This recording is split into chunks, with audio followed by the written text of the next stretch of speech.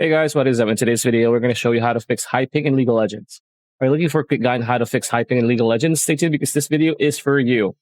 All right, so there's no steps here. What you want to do, ping is related to the internet connection, and if you have, again, this is an online game. This is a mobile game, a team game that requires, a fast internet connection, or else your ping is going to suffer.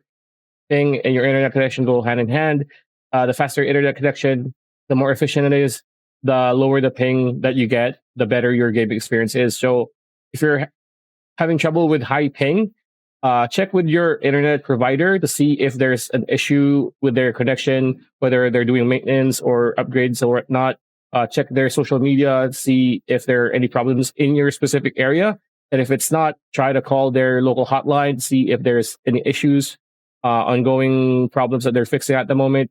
Or better yet, try to restart your router. Restart your router, restart your game. That should fix it most of the time. But if not, well, you gotta ask for for help with your ISP. So yeah, that's pretty much it. That's a video. Hope you liked it. Like, comment, share, subscribe. Ring that bell icon. We'll see you on the next one.